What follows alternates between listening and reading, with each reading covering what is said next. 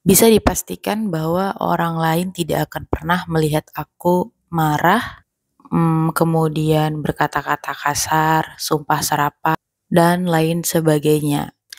Karena eee, karena itu adalah bagian dari self control yang setiap orang harus punya. Bisa dipastikan juga orang-orang tidak akan pernah melihat aku marah dan orang-orang sebenarnya nggak akan tahu kalau misalnya aku lagi marah atau aku sebenarnya, itu berusaha untuk menahan amarah atau bisa jadi ingin balas dendam. Belajarlah untuk mengontrol, emosi sampai orang lain tidak tahu kamu itu sebenarnya sedang marah atau kamu hanya, diam aja tanpa, eee, ada, tanda-tanda yang menunjukkan bahwa kamu itu sedang marah. Belajarlah untuk mengontrol emosimu karena emotional intelligence itu sangat bermanfaat untuk kita dalam memberikan boundaries terhadap apa yang orang lain bisa akses atau bisa kontrol terhadap diri kita, termasuk masalah mental kita. Karena ketika kamu misalnya marah karena disebabkan oleh orang lain atau sesuatu yang berada di luar dirimu, itu artinya kamu sudah memberikan kontrol kepada mereka untuk mengakses dirimu, yaitu mentalmu dan perasaanmu.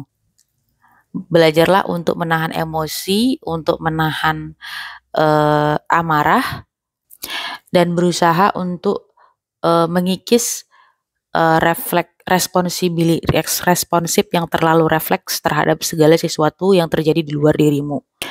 Karena jika kamu marah dan kamu meluapkannya di saat itu juga, itu menunjukkan bahwasanya tidak ada jarak yang dekat, tidak ada jarak antara eh, tidak ada jarak antara kesadaran dan emosimu.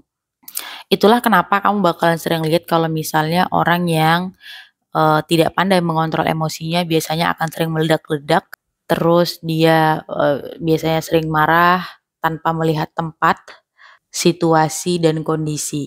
Dan biasanya orang-orang seperti ini sangat gampang sekali dikendalikan oleh hal-hal di luar dirinya.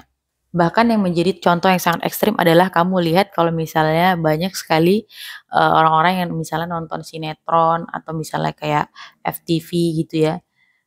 Terus misalnya ada adegan yang mereka tuh tidak sukai dan mereka tidak pro dengan misalnya adegan dalam film itu di misalnya di antagonisnya gitu ya. Kamu akan lihat mereka marah-marah. Itu artinya mereka sangat mudah terbawa oleh eh, sikon, yaitu situasi dan kondisi dan emosi sesuatu yang memancing dan sesuatu yang memancing emosi di luar diri mereka.